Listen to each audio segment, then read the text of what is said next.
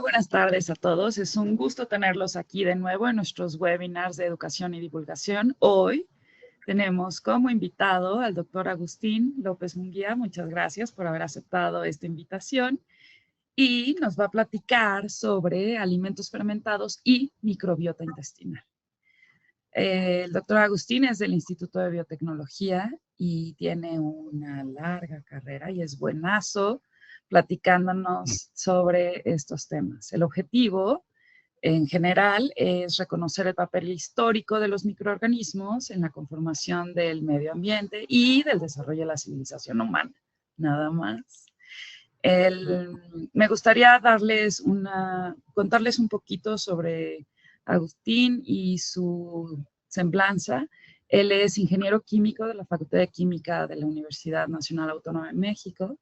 Es maestro en ingeniería biológica por la Universidad de Birmingham en Inglaterra y doctor en biotecnología por el Instituto Nacional de Ciencias Aplicadas de Toulouse, Francia. Y actualmente es investigador en el Instituto de Biotecnología de la UNAM en Cuernavaca, Morelos. Ahí dirige un grupo de investigación en biotecnología alimentaria con énfasis en biocatálisis y sus aplicaciones en el sector alimentario. Tiene una larga trayectoria en el ámbito de la producción y aplicación de enzimas, contando con numerosos trabajos publicados de investigación básica y aplicada, una decena de patentes y varios libros de texto. Ha dirigido a casi un centenar de estudiantes en todos los niveles e impartido cursos de licenciatura y posgrado en el área de biotecnología alimentaria. Destaca su actividad en divulgación de la ciencia en general, de los alimentos en particular. No quiero tomar más tiempo, esta es una carrera de vida y para mí es un gusto que hayas aceptado nuestra invitación para platicar con nuestra comunidad que ahora les platico, estamos compartiendo desde Perú, Colombia, Canadá. Quiero mandar un gran saludo a todos y es una comunidad de estudiantes, profesores, técnicos y laboratoristas y médicos. Espero que esta sea de gran provecho y te cedo la palabra para que nos compartas tu presentación. Bienvenido. Pues muchas gracias, Mariana. Un gusto. Magnífico. Pues de nuevo, es un gusto, un honor, ¿verdad? Ser invitado de la Sociedad Química de México a través tuyo y de los organizadores para, pues, compartir. Es una lástima que en este nuevo sistema no podamos tener una interacción como a mí me gustaría, porque es un tema, pues, del que podríamos hablar, ¿qué digo? Una hora, toda la tarde.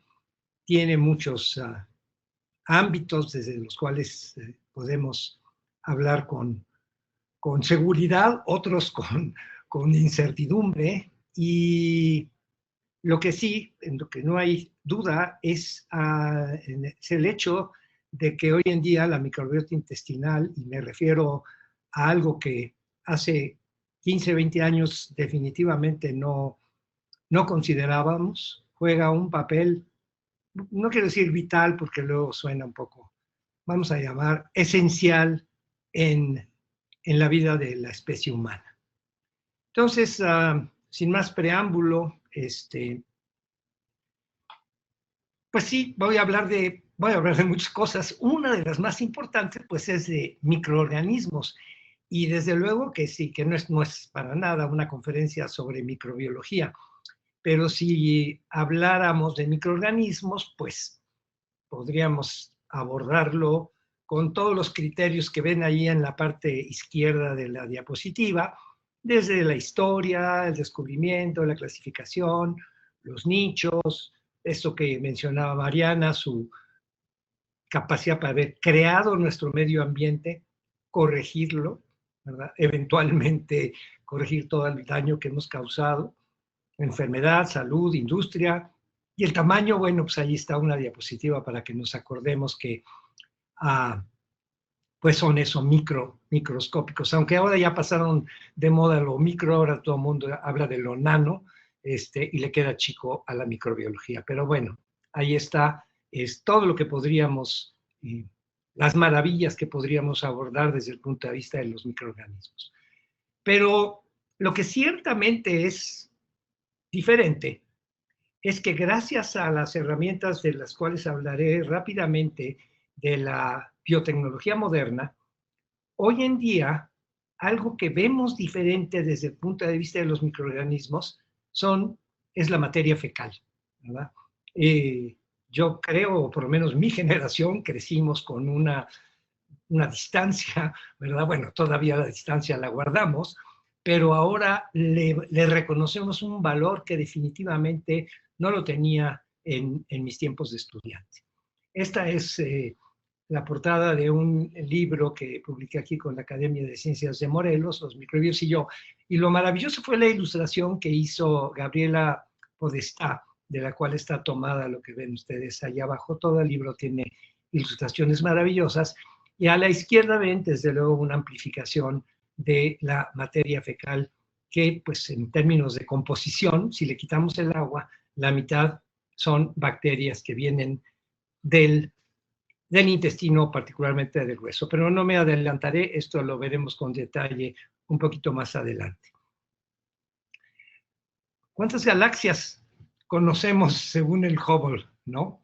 Estos números, hoy en día yo creo que, por ahí decía, a lo mejor María no me dejará mentir, que el trauma, y esto lo decía el doctor Chamizo, el trauma de los estudiantes de química es cuando llegan al número de Avogadro, ¿no? El número de moléculas, ¿verdad? Híjole, se nos escapan esas cifras, pues yo siento que se nos escapa también el número de galaxias que existe en nuestro universo. Y lo presento como un antecedente porque más o menos andamos por ahí cuando nos acercamos al número de bacterias en la microbiota intestinal. Lo interesante, ahora sí que hablando un poco evolutivamente, y fíjense que hace poquitito en una reunión un estudiante me preguntaba, ¿y qué pasaría si no hubiera microorganismos? Le digo, no hombre, qué bárbaro, pues simplemente no estaríamos aquí, puesto que en realidad los usurpadores en el planeta somos nosotros, es la especie humana.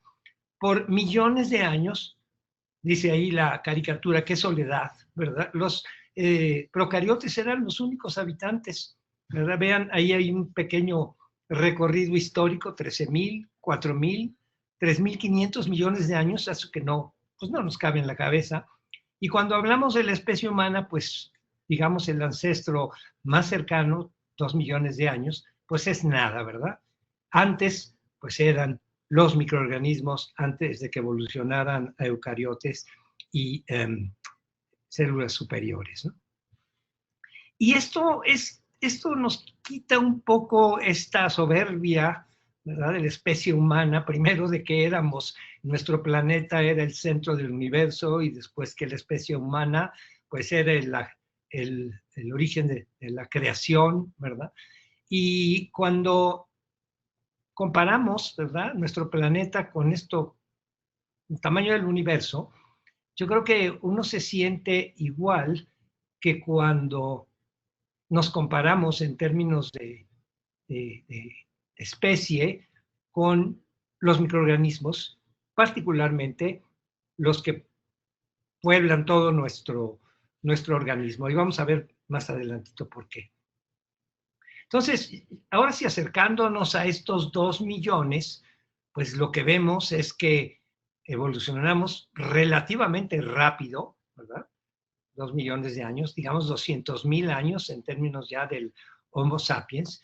Y la clave para este cambio, fíjense cómo nos va a llevar a los microorganismos, pero empieza por que aprendimos a manejar el fuego, lo primero, ¿no?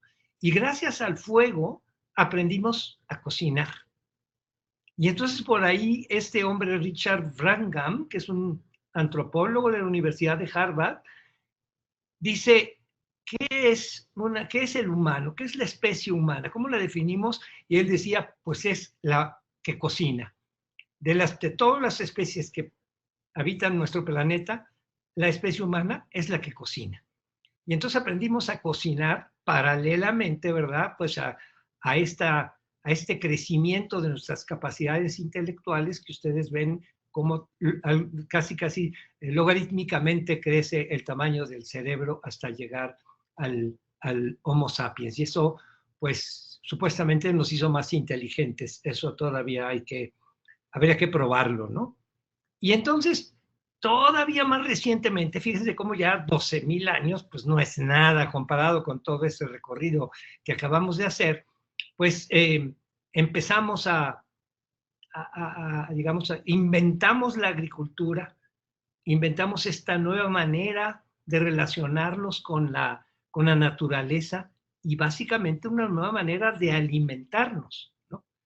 Y dentro de los primeros productos, fíjense, incluso antes de la agricultura, hay evidencias de que ya se fermentaba productos como los tubérculos de raíces, desde luego silvestres, y quien estaba haciendo la fermentación, pues eran microorganismos que estaban ahí de manera natural en los productos que se recolectaban.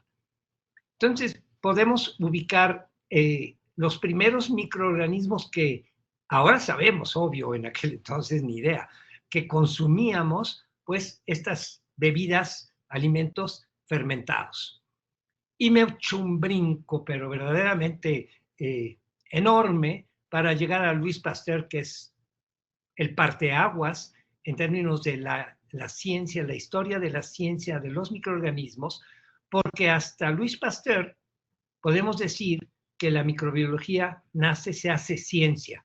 Antes, todo lo que se hacía era un manejo empírico de los microorganismos. Nadie sabía que estaban ahí, todo el mundo sabía hacer vino, todo el mundo sabía producir pan, coagular la leche, hacer fermentados de leche, todo eso la gente la sabía hacer, como ahora quizá probablemente mucha gente haga estos productos en casa de manera tradicional, a lo mejor, espero que no, ¿verdad?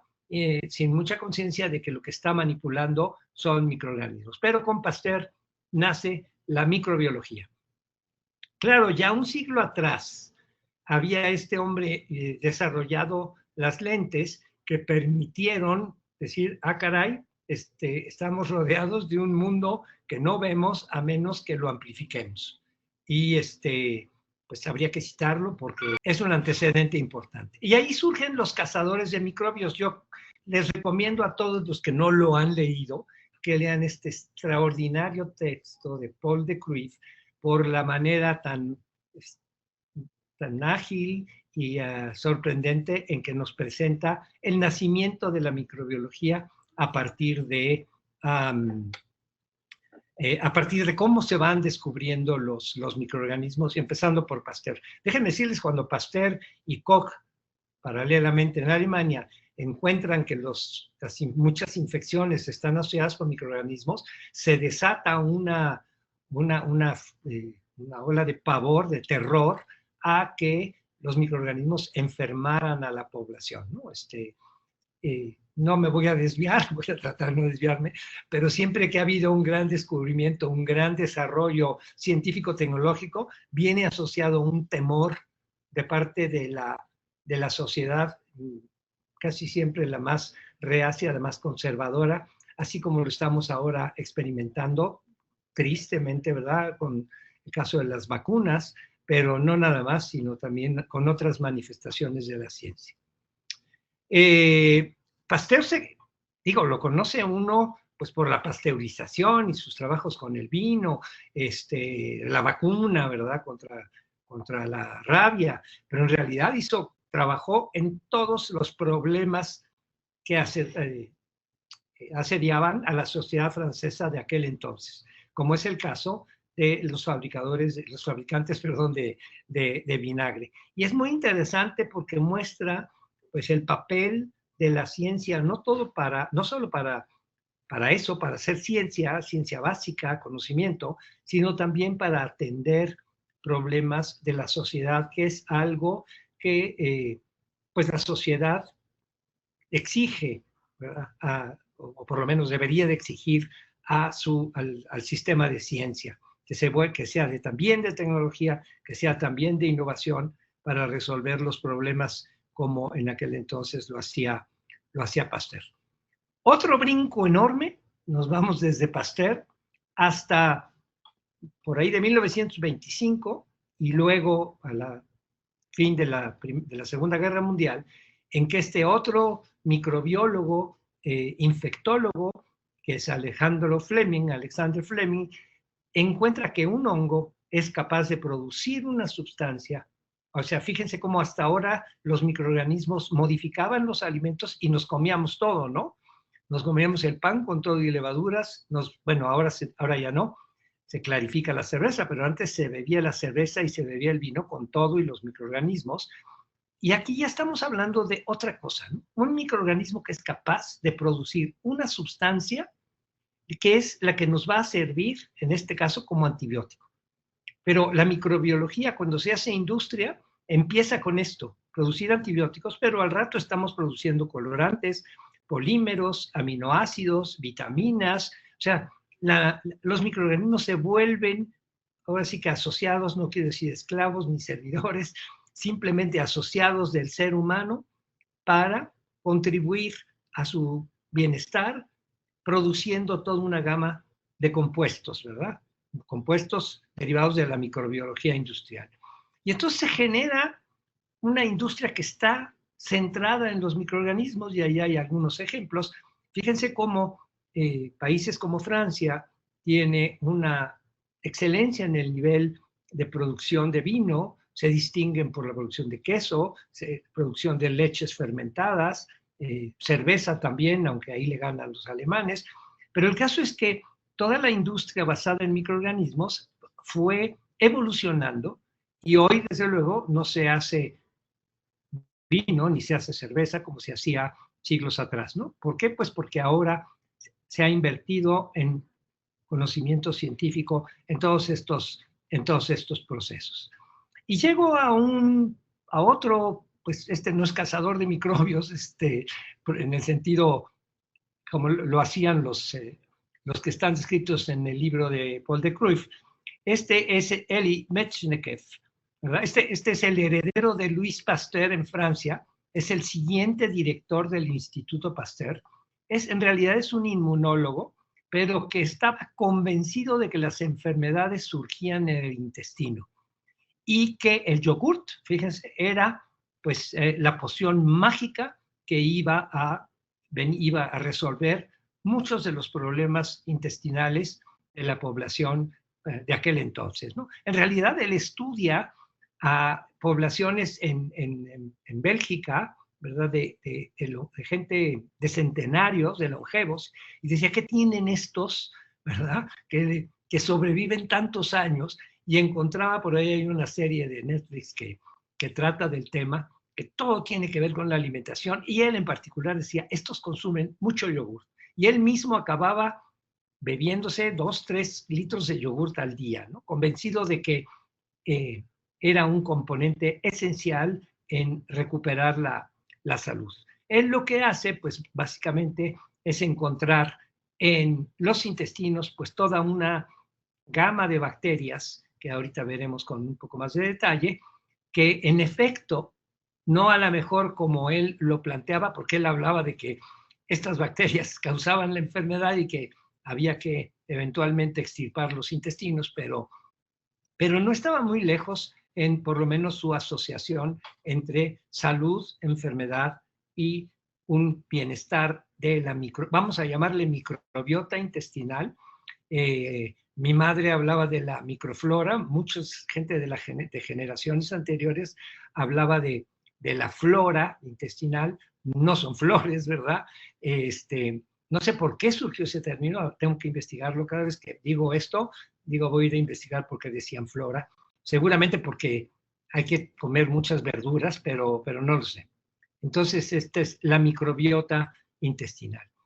Y como último elemento en términos del descubrimiento científico, les presento aquí a Watson y Crick y el descifrar la estructura del material genético, pues no para hablar de este tema, sino para hablar de la era que vivimos, que es la era de la biotecnología moderna y que tiene como característica esencial que ya sabemos lo que define el funcionamiento, no voy a decir lo que es la vida, ¿verdad? Porque eso me meto en terrenos que no debo, sino simplemente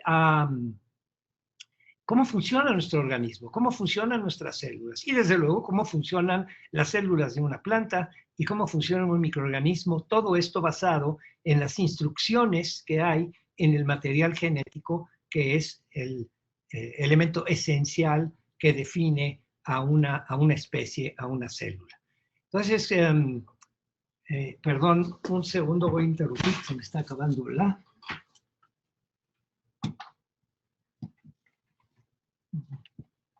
batería y por la ley de Murphy la conexión la tenía lo más lejos posible de la computadora. Listo. Entonces, eso vivimos, ¿verdad? La era genómica, los genes nos definen a nosotros y a todas las especies, por lo menos ahí está la información que hace de un elefante, de una hormiga y de un humano, pues un humano. Que eso nos defina, pues está muy lejos, ¿no? Pero es otra cosa, es otra discusión. Y lo que sí es un hecho es que las herramientas de la biotecnología moderna nos dan la capacidad de ir a hacer una cacería de microbios, ya no como la hacían los cazadores de microbios de Paul de Kruif, sino que a partir de el aislamiento y la caracterización del material genético, uno puede ahora saber qué microorganismos hay en determinado nicho del medio ambiente. Y además, así hemos descubierto que conocíamos muy poco, así como sabíamos poco de la biodiversidad, pues no sabíamos nada de la biodiversidad microbiana, simplemente porque los microorganismos que están en la mayor parte de del planeta no son cultivables, no son cultivables de la manera en que Pasteur y Koch los cultivaban. Entonces, lo que nos da, las herramientas que nos da la biotecnología moderna, nos permiten ya no crecer al microorganismo para caracterizarlo, sino caracterizarlo directamente a partir del material genético que se está extrayendo de un determinado nicho, ¿no? Y por eso hay tanta gente estudiando los volcanes, el fondo del mar, las microbiotas, pues ya no nada más la humana, sino de todos los mamíferos, etcétera. Y también no puedo no mencionarlo, ¿verdad? La biotecnología moderna pues nos salvó, o por lo menos salvó a muchos de nosotros de la catástrofe que implicó el COVID, ¿no? Es decir, una pandemia a la que inmediatamente aplicamos todas las herramientas de la biotecnología moderna. Sabemos quién es este virus, sabemos qué características tiene e inmediatamente diseñamos una vacuna. Y fíjese qué importante, con una herramienta que es la primera vacuna que se desarrolla con material genético, una vacuna de RNA de Pfizer y de Moderna. Aunque ahora tengamos no quiero usar adjetivos, pero encargado de la salud, entre comillas, encargado y salud de los Estados Unidos en contra de estas vacunas. Pero pues muchas vidas se salvaron con la vacuna de RNA. Y claro, al ir a escudriñar en un ambiente donde antes no se escudriñaba, pues de pronto nos encontramos que los humanos, en realidad de humanos, pues sí tenemos mucho, pero tenemos más quizá de bacteria. Y encontramos bacterias en la boca, bacterias en los pulmones, en general todos los espacios abiertos, la piel, que es nuestro órgano con mayor área expuesta, los órganos sexuales, y para la parte más abundante la encontramos en los intestinos. Entonces hay un artículo en Science que nos define así: los humanos somos supraorganismos cuyo metabolismo representa una amalgama de atributos microbianos y humanos. ¿Por qué?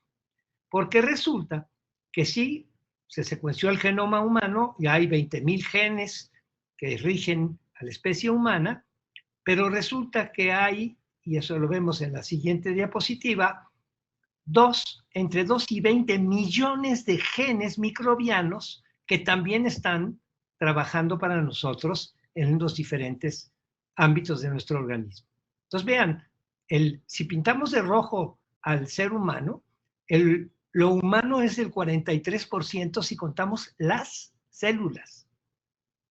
30 billones norteamericanos contra 39 de bacterias humanas, células humanas contra células de bacterias. Pero si le contamos los genes, entonces sí somos una absoluta minoría. 1%, apenas el piececito en términos de genes es humano, todo lo demás es microbiano. Y entonces, pues ahí está de nuevo la definición que les acabo de leer. Entonces, pues hay que vernos con muy poca soberbia, ¿verdad? Con mucha humildad y reconocer la importancia que van a tener todas estas poblaciones, todos estos genes en nuestra salud. Y ahí está iluminado esto que ahora, pues algunos le llaman el segundo cerebro, este órgano, casi podemos llamarle, que va a funcionar, como vamos a ver, para muchas cuestiones, ¿no? Ahora, ¿cómo evoluciona la microbiota? Hace un momento hablábamos del crecimiento del cerebro, pero los que se fijaron con atención en esa diapositiva probablemente vieron abajo, en esta parte que está aquí, que al mismo tiempo que nos crecía el cerebro, se reducía el tamaño del intestino. Y la razón es muy simple, íbamos cocinando, íbamos incorporando alimentos de mayor digestibilidad, que más fácilmente nos daban energía, y por eso nos crecía el cerebro, pero requería de menos esfuerzo digestivo. O sea, antes se comían pues, muchos vegetales, muchas raíces, rara vez carne, de tal manera que la digestión se fue haciendo cada vez más eficiente y requería de un intestino menos, digamos, es más eficiente, ¿no? De menor tamaño.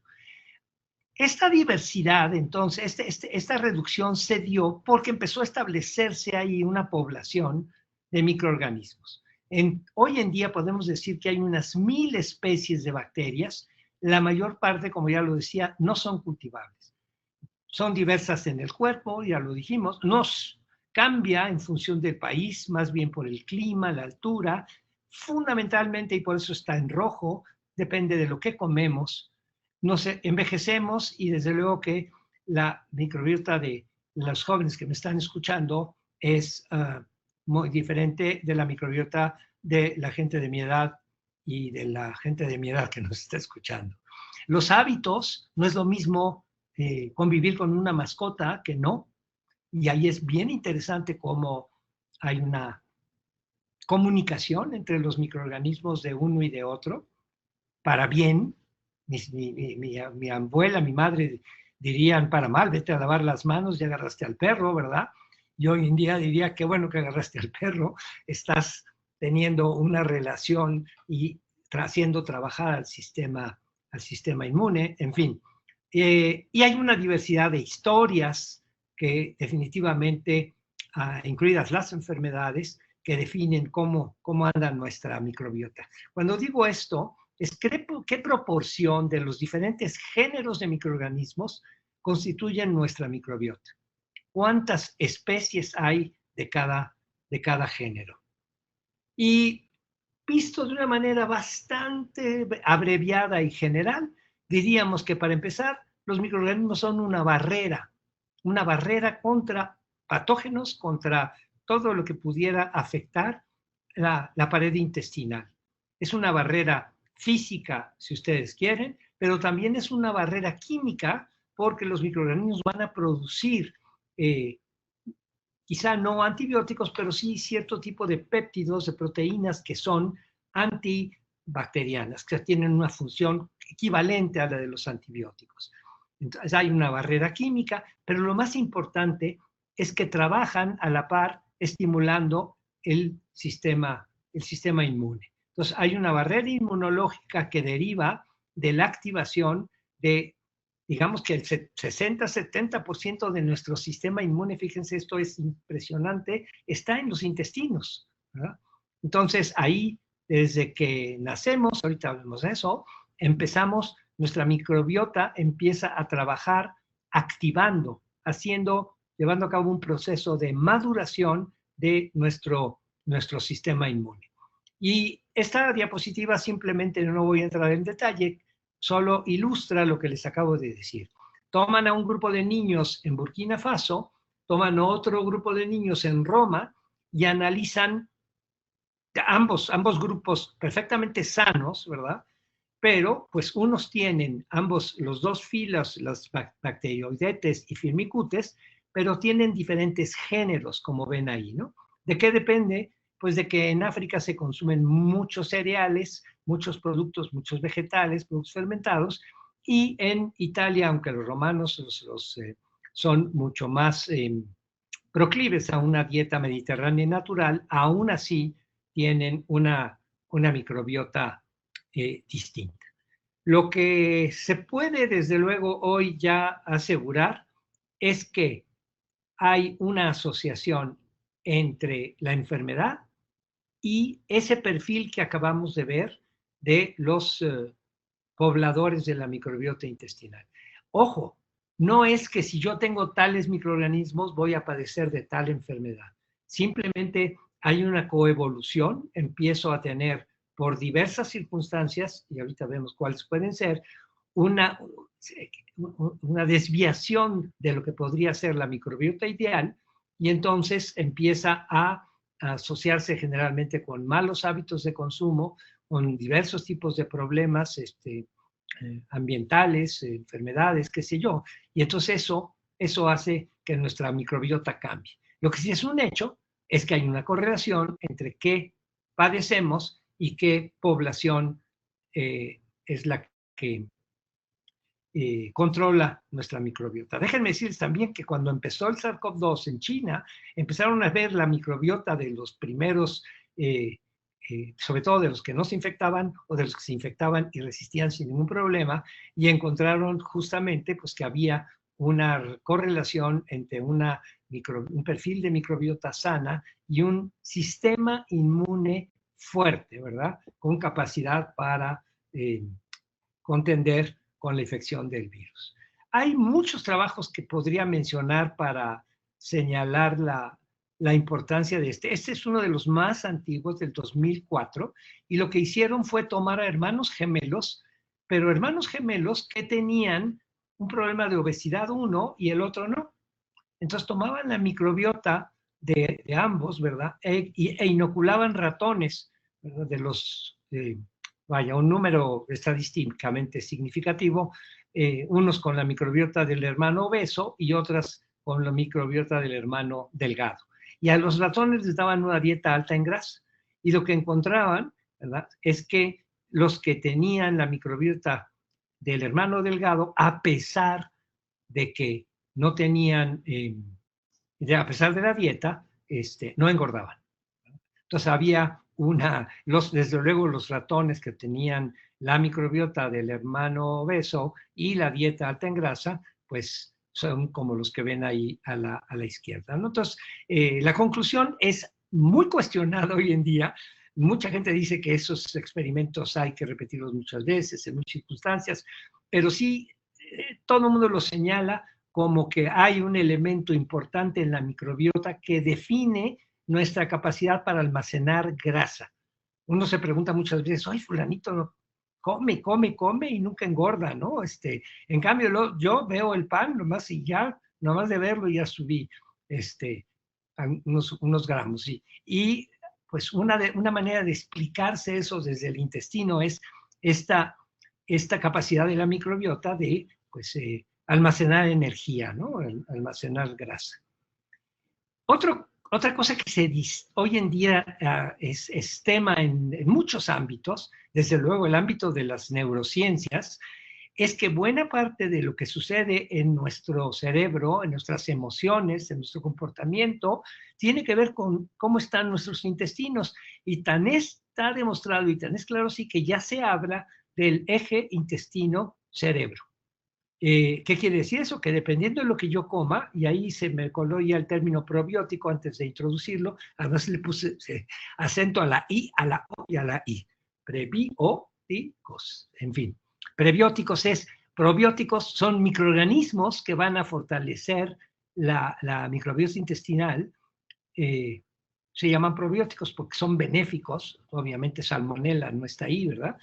Y componentes de la dieta que podríamos llamar prebióticos, que son los que van a favorecer el crecimiento de los probióticos. Entonces, esto todo empieza a jugar con el sistema nervioso, el sistema inmune, el sistema endocrino, y va a llegar a través de este eje, desde luego químico, a través de diferentes compuestos químicos, vamos a llegar al cerebro, y esto va a influir en nuestro comportamiento.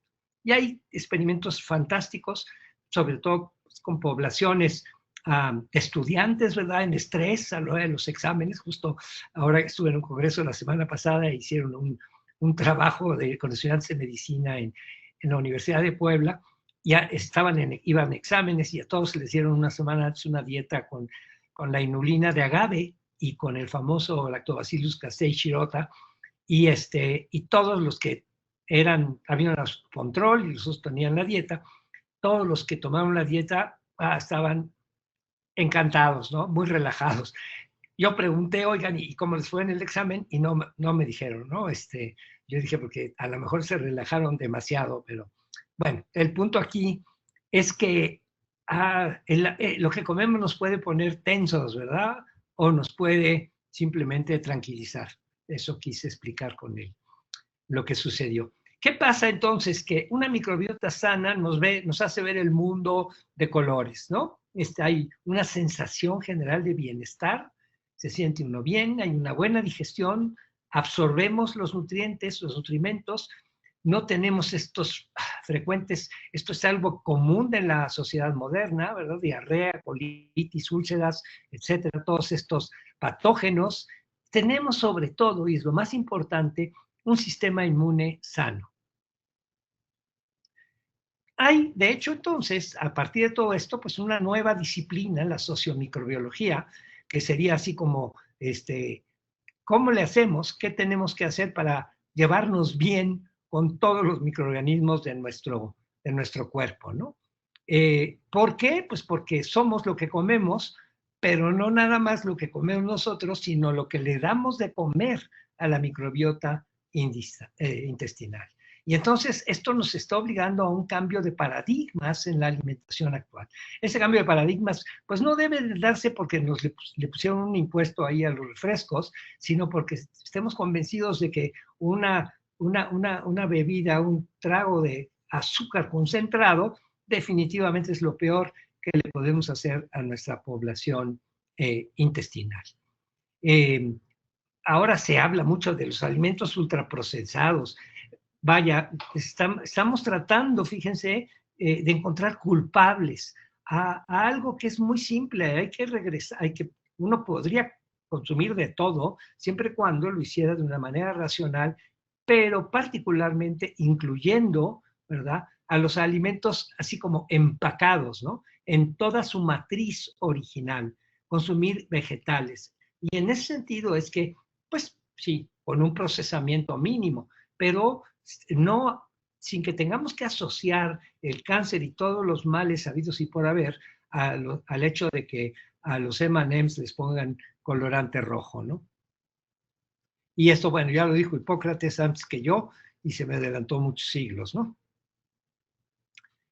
Qué interesante es, fíjense, esto no lo sabíamos hace 15, 20 años, que cuando nacemos, aparentemente, aunque esto es tema de debate, pero en el útero todo es estéril.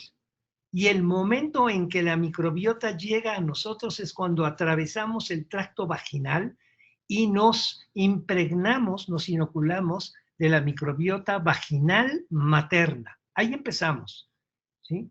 Y después hay una dieta que esencialmente tiene como fuente de energía los azúcares complejos. No es ni glucosa, no es ni sacarosa, no es fructosa, son azúcares complejos, 200, es una gran diversidad que se encuentran presentes en la leche materna. Y entonces tenemos en primera instancia el aspecto de cómo nacemos, y el segundo es cómo nos alimentamos recién nacidos, ¿no? ¿Y por qué? Porque esto va a ocasionar una maduración, sobre todo del sistema inmune, pero también del sistema digestivo y del sistema nervioso. Ya hay abajo toda una serie de géneros de bacterias, Bifidobacteria y Lactobacillus. Las dos primeras son las más importantes, las más abundantes. Hoy en día todo el mundo habla de Akkermansia, se ha descubierto que es en particular la especie Akkermansia nucifilia. Este es un microorganismo muy importante, casi así, como Lactobacillus casei shirota, ¿no? Que no lo es, déjenme decirles, no me voy a detener, pero son como 1000 especies, o sea que no puede haber una que sea la más importante de todas. Y esto pues no lo puedo detallar, simplemente los quiero, ahora sí quisiera que se apantallaran, ¿verdad? Que quedaran impresionados de una riqueza que se menciona muy poco cuando se promueve la lactancia de los recién nacidos, pues se habla de muchas cosas, pero no se habla de estos azúcares, ahí ven amarillito, rojo, azul, que son combinaciones de los diferentes azúcares, pero los hacemos complejos porque los juntamos en una sola molécula, ¿verdad? Y que contienen, vean, el más sencillo es la lactosa, que tiene a la izquierda glucosa y galactosa. Ya esa complejidad, pues hoy en día muchos no la podemos digerir y entonces tienen que andar comprando leches deslactosadas. Y eso no es complejo comparado con lo que tienen a la derecha. Entonces no hay industrialmente, no hay ninguna leche maternizada que pueda igualar en complejidad a la leche materna. Vean esta historia. Aquí está cómo normalmente en un individuo diferentes géneros están distribuidos en la piel, la boca, la materia fecal. Y entonces nace el recién nacido y, como les decía, su microbiota fecal es igualita a la vaginal materna. Y empieza, ese es el día 1. Y al día más o menos, fíjense, son casi 3 años, eso que están ahí, esas líneas, son recorridos que fue haciendo el doctor Koenig en la caracterización de un bebé, ¿verdad? Y fíjense cómo al día 838 la microbiota fecal del bebé ya es microbiota fecal de un adulto. Pero tuvo que ir madurando a lo largo de todos estos meses, transformándose para madurar en la microbiota fecal. Cualquier cosa como un antibiótico, una infección, en fin, otros temas podrían afectar este proceso y hay que restituirlo, hay que revisarlo. Y los médicos, los pediatras, los padres tendríamos que estar todos conscientes de estar cuidando este proceso. No cuidamos esto y ¿qué encontramos? Pues que hoy en día 30% de los niños tienen problemas de alergia. Otro porcentaje muy alto tienen problemas de asma. Todo relacionado con un sistema inmune débil, ¿verdad? Que no maduró. Claro, a lo largo de la vida, pues vamos a ir cambiando, como les decía al principio. Vean el porcentaje de bifidobacterias, que son muy importantes, va a ir disminuyendo. Ya yo ando como por el penúltimo y ya me quedan un porcentaje muy bajo de bifidobacterias, a menos que esté fortaleciendo mis intestinos consumiendo alimentos fermentados como puede ser el kefir, y ahorita vamos a hablar de otros. Pero ven ustedes abajo, lo que tenemos es toda una serie de padecimientos que están relacionados con la disbiosis, como se le llama a un problema asociado con una microbiota no sana. Pero vean, este es un artículo bastante viejo donde dice, ¿qué aceleró la expansión y el tamaño de la capacidad del cerebro humano? Pues no nada más el haber cocinado, sino el haber consumido productos fermentados que, como les decía en un principio, ya se producían antes incluso de la agricultura. Y ahí tenemos casos muy mexicanos, arriba está el pulque, luego está el pozol, que es un maíz fermentado que se consume en Chiapas, ahí está el tesguino, Y abajo está un producto japonés que es maravilloso, que es el natto, que a nadie le gusta, más que a mí, pero es no es cierto, a los japoneses sí también les gusta, pero no a todos, como al 60% de los japoneses. Entonces, cada país, podemos decir, cada cultura, cada civilización tiene un grupo de productos fermentados. Así como tiene un cereal, así como tiene una leguminosa, también tiene sus productos fermentados característicos. Y México es particularmente rico, desde luego, en la parte esencial, que es la fibra que contienen los vegetales, y desde luego en productos fermentados. Fíjense cómo la FAO tiene contabilizadas como 6,000 especies de plantas que podrían cultivarse y, sin embargo, solo 9 están alimentando a la mayoría de la población. No tengo manera de ponerles un examen aquí, pero este es un libro que les recomiendo leer. Se llama La historia del mundo en 6 tragos, de Tom Standage, y cuenta lo que yo he querido contarles, pero lo hace con 6 tragos. Y el examen que quería ponerles es cuáles son esos tragos. Ni modo, no puedo. El primero es la cerveza, que es el más obvio. El segundo es el vino. El tercero son las bebidas espirituosas. Esto ya no tiene, sí, desde luego hay que empezar por fermentar y después destilar. Luego el café, que tiene un beneficio con microorganismos. Cuarto. El quinto sería el té. También hay microorganismos involucrados en el procesamiento. Y la pregunta clave es, ¿cuál sería la sexta? ¿Qué bebida está definiendo la historia de la civilización?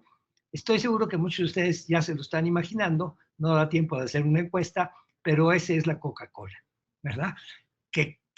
Porque dice, dije define, no dije para bien o para mal, ¿verdad? El último, desafortunadamente, pues es para mal. Y no porque sea mala, repito, sino por los excesos con los que son consumidos. Bueno, esto ya lo comenté más atrás. También el hecho de que se haya consolidado la industria de la fermentación con microorganismos. Entonces, consumimos microorganismos con los quesos, con el pan, con la fruta. Bueno, con el pan, digamos que no tantos porque el horneado los desactiva, pero ahí tenemos el yogurt. Y hay un ejemplo que se conoce como la paradoja francesa de por qué los franceses, si son primer mundo, no están tan obesos y no padecen de tantas enfermedades cardiovasculares. Y la respuesta es muy simple, pues primero que nada, por los productos que consumen, que ustedes saben es desde luego el vino, los quesos, todas las leches fermentadas, pero yo digo que además un inconveniente moderno es que no nos detenemos a la hora de comer. Así como yo casi ya no me detengo a la hora de hablar, no nos detenemos a la hora de comer. Y eso es un factor clave también para una asimilación correcta de los alimentos. El otro problema que tenemos es que hemos abandonado la fibra. Lo que mi madre me decía, mira, con que te comas la carne y los huevos, que tomes tu leche es más que suficiente, y eso es una gran mentira.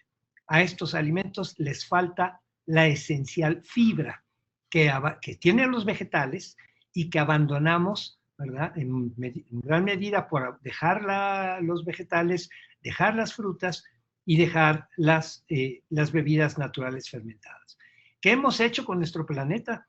Pues vean, si nos pesamos, no si nos contamos, si nos pesamos, el peso de las vacas y de los cerdos y de las gallinas, bueno, las gallinas no porque van abajo, es el 60% del peso en el planeta.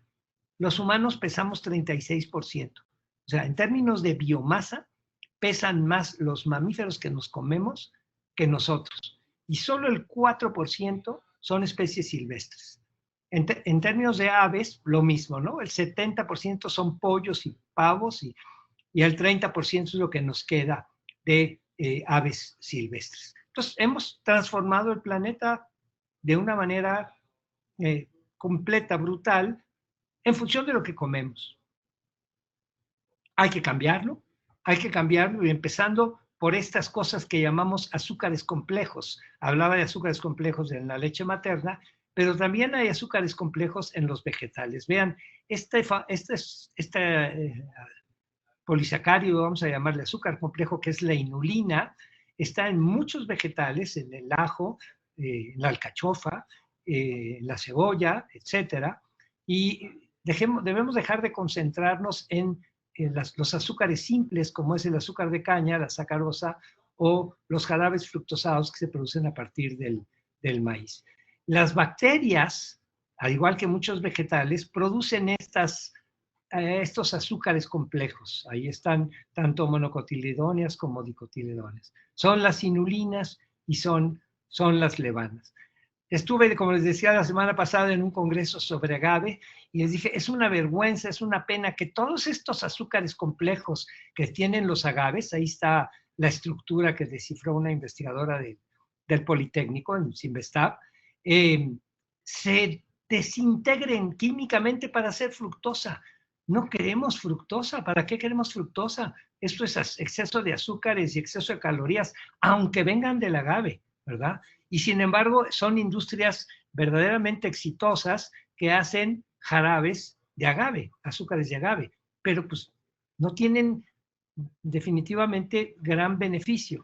La otra cosa que hacemos, pues es tequila o mezcal, y eso pues ni modo, eso sí está bien, ¿verdad? Pero por otras razones que no tienen que ver con la nutrición. Entonces, de lo que quería platicarles aquí rápidamente, pues es que hay otro producto de los agaves que es el pulque. Entonces, el pulque, lo que hacemos es, se capa, ¿verdad? El maguey, no se cosecha la piña como se hace en el mezcal o en el tequila, y lo que se hace es irlo raspando e ir extrayendo el famoso aguamiel. Ahí se ve arriba la piña, ¿verdad? Vacía, el cajete le llaman, con el aguamiel acumulado. Se extrae el aguamiel y se fermenta. Y eso, pues, es lo que conocemos como el pulque, y es una de las bebidas más, digamos, simbólicas de nuestra cultura, pero además, desde el punto de vista de la nutrición, con mayor contenido de microorganismos y de estas fibras que vienen del agave y que vienen de los microorganismos que lo fermentan, ¿no? Ahí está el esquema de las famosas inulinas de agave. Entonces, bueno, pues hay toda esta tarea. La FAO ha identificado muchos productos fermentales tradicionales en el mundo: yogur, quesos, kefir, kimchi, kombucha, jocoque, natto, incontables bebidas alcohólicas, ojo, como el pulque, siempre y cuando no se retiren los microorganismos. Nosotros hicimos un trabajo y definimos un concepto que se llama el eslabón fructana, en el sentido de que prácticamente todos los alimentos fermentados que tienen la lista allá a la izquierda, históricamente, todos, incluido ahí está el pulque, está muchas cosas, el pozol, todos tienen fructanas, todos tienen estos azúcares complejos producidos por los microorganismos, los lactobacilos que los fermentan. Esto es muy rápido. Una dieta rica en fibra nos defiende de los patógenos. Ahí van a estar siempre, son esos rojos horribles con patas. Entonces, una dieta sin fibra evita que las bacterias benéficas mantengan a raya a las patógenas y, como ven, se filtran, digieren la mucosa intestinal y llegan a afectar la pared intestinal. Entonces, esto es en caricatura lo que hace una dieta rica en fibra. El problema es que ya instalados ahí los microorganismos, como decíamos, hay un eje intestino-cerebro y tenemos que trabajar en eso porque nos mandan señales de vete por la hamburguesa y la Coca-Cola, ¿no?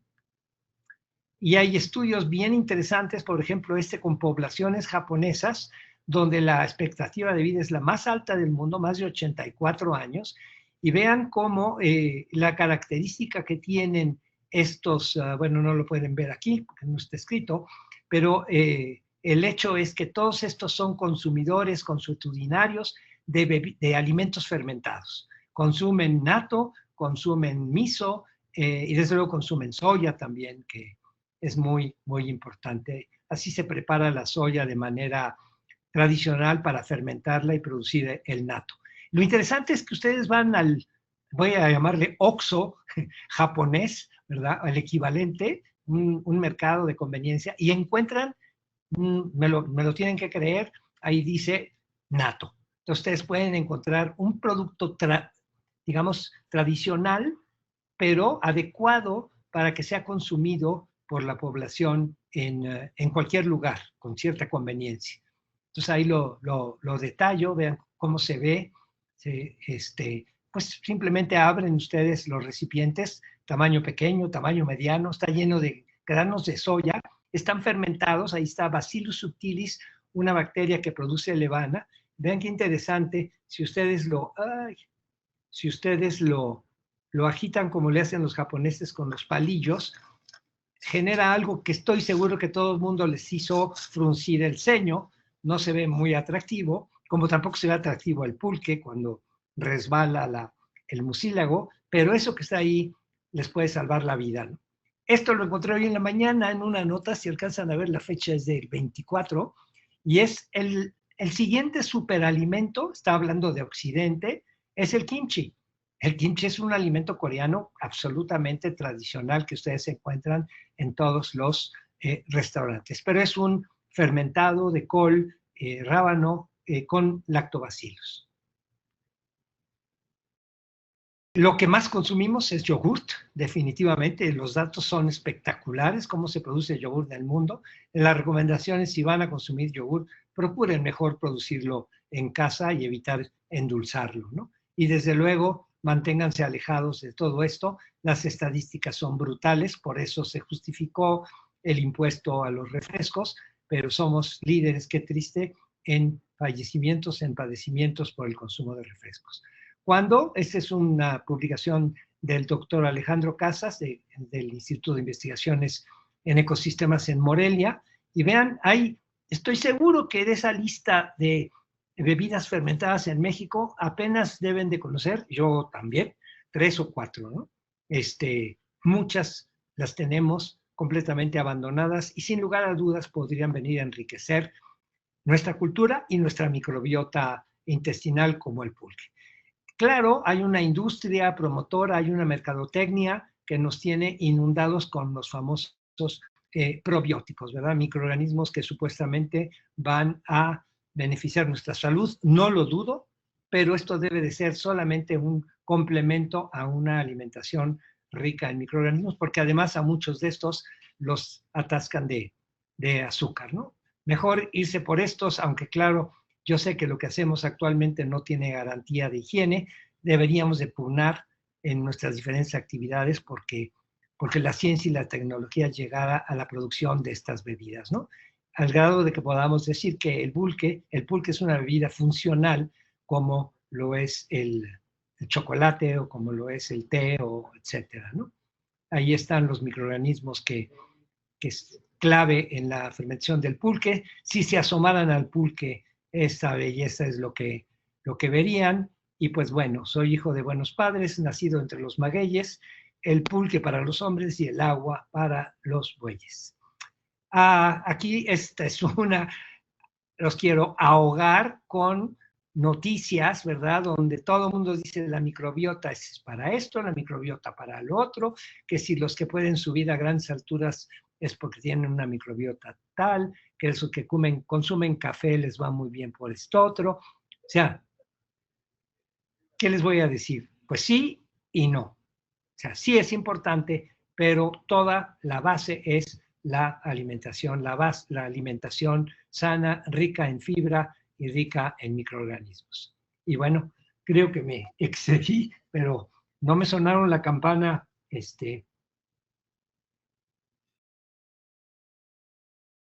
No te excediste, justo a tiempo y ya. quiero cubrir todas las comentarios y preguntas que tengo, muchas. ¿Estás listo?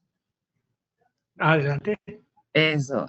Y en muchas de nuestras preguntas creo que nos leíste la mente, porque leo algunas que tal vez son para ahondar lo que ya mencionabas, pero comencemos por, nos preguntan en dónde pueden conseguir el libro de los microbios y yo, con estas ilustraciones divertidísimas. Sí, yo creo que ahí sí les voy a pedir que me escriban, porque no es, ya sabes cómo somos malos en México en las universidades para la distribución. Entonces, estos libros se editó aquí la Academia de Ciencias de Morelos y no se distribuyen, o sea, se ofrecieron y vaya, no podrían conseguirlos tan fácilmente. Entonces, si me escriben a la dirección, yo los pongo en contacto con la persona que se los puede, que les puede decir cuánto sería y que se los podría mandar.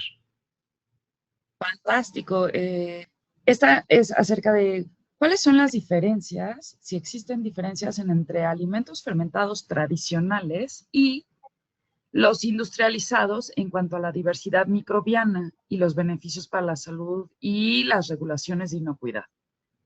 Sí, que es excelente pregunta. Lo que sucede aquí es que tendríamos que ir caso por caso, alimento por alimento. Y yo empezaría quizá por el yogurt, porque fabricar el yogurt implica una exigencia de la industria, es que el yogurt siempre le sepa igual, número uno.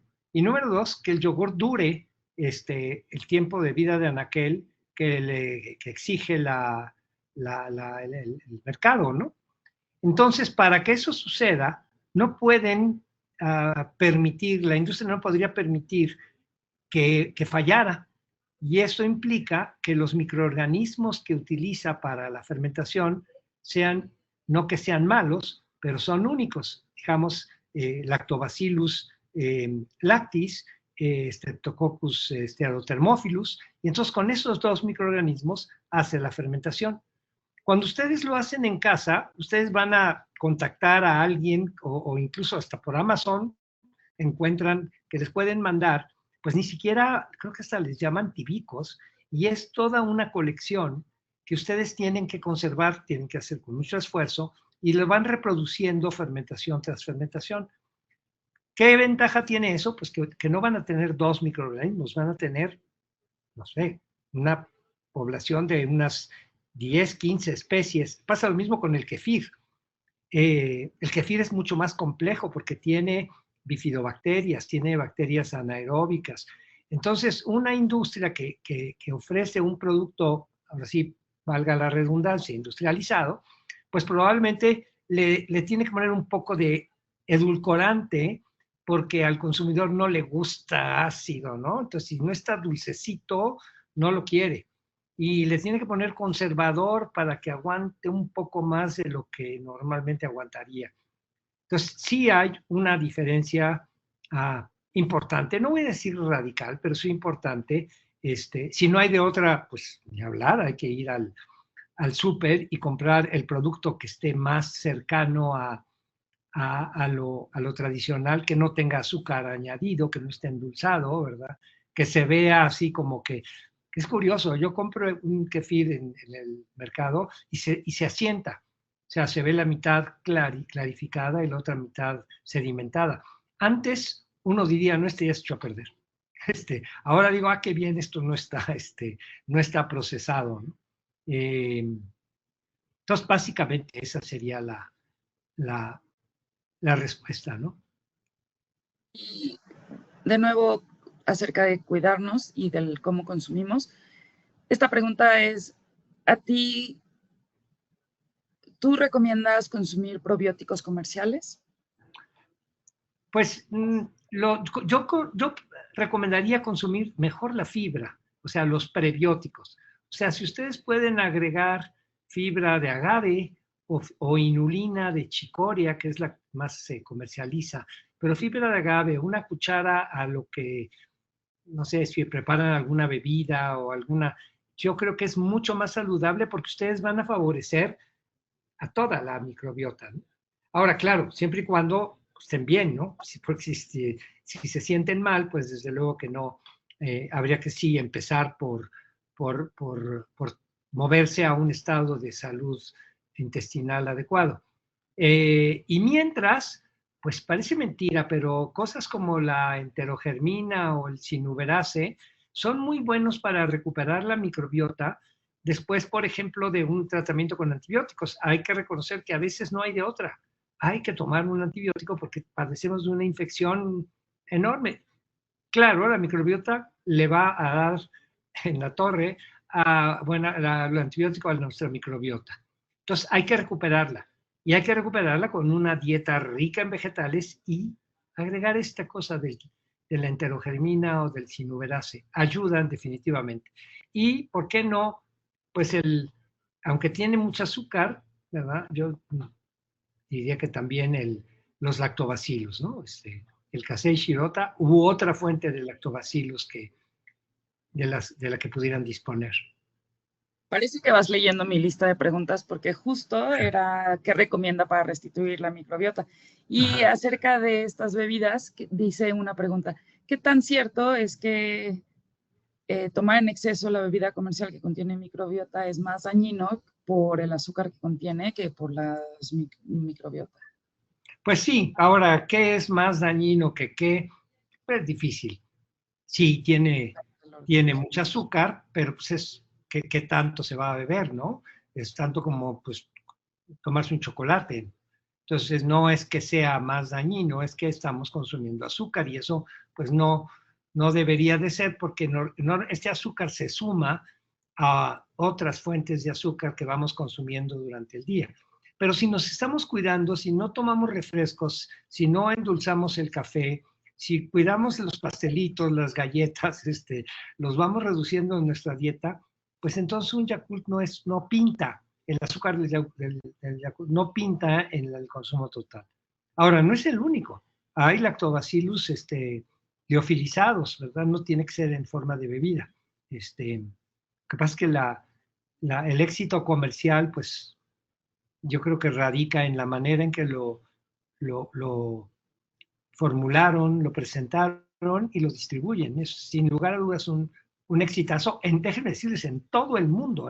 Ustedes tenía una diapositiva de Yakult japonés, coreano, africano, francés, hay en todo el mundo. Es una empresa muy exitosa y no deja de tener el lactobacillus ciertas propiedades. A mí me han dicho, pues la gente que tiene diarrea, ¿verdad?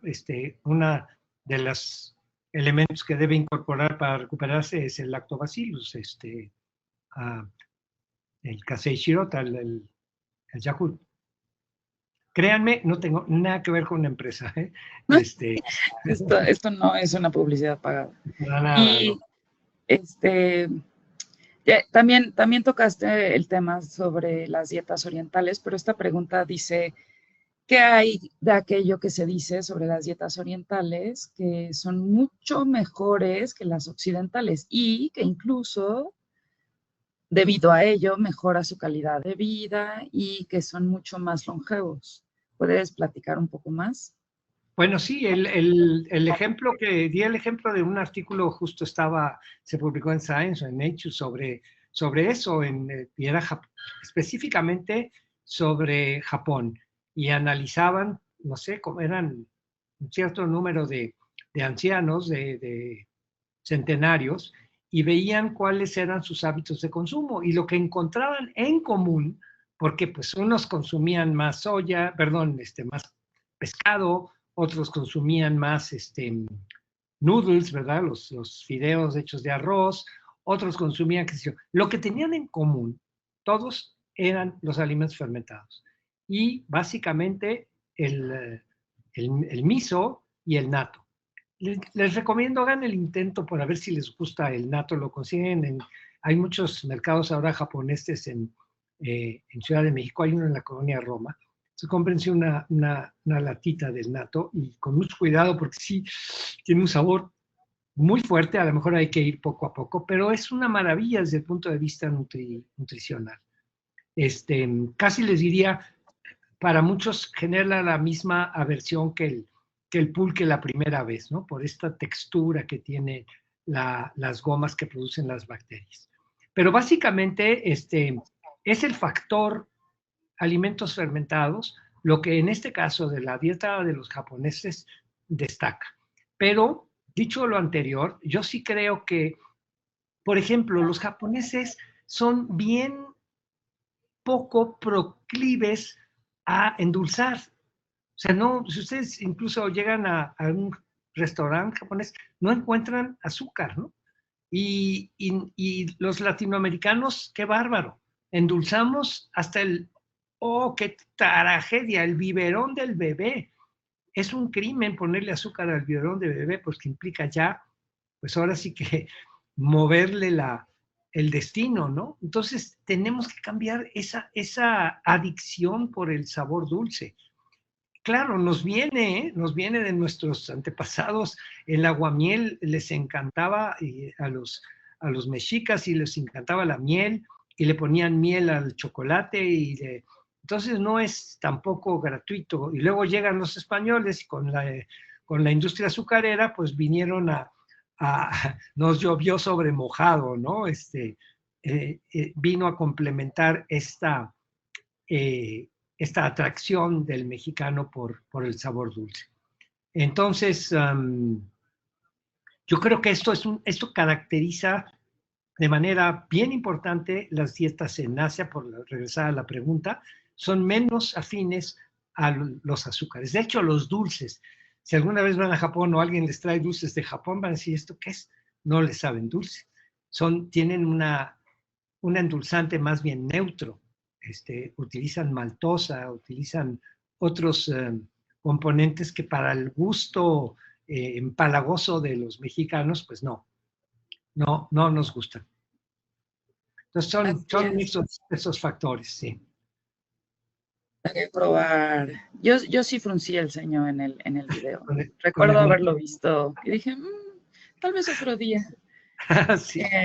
Tenemos muchos saludos y comentarios. Hay uno, muchas gracias por la conferencia, muy interesante. También gracias por su plática. Pero dice, saludos desde Villahermosa.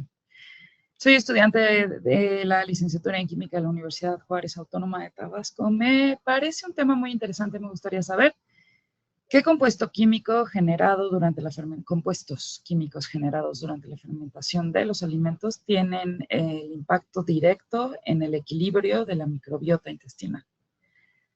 Bueno, pues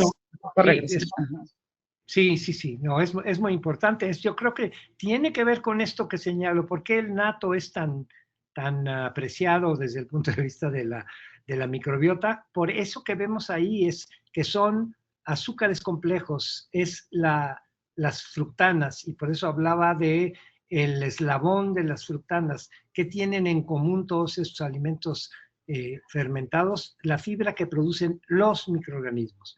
Desde luego también los ácidos orgánicos, el ácido láctico, el ácido acético, son de alguna manera benefician pues la estabilidad de la microbiota en términos de la acidez que se requiere. Hay por ahí una corriente bastante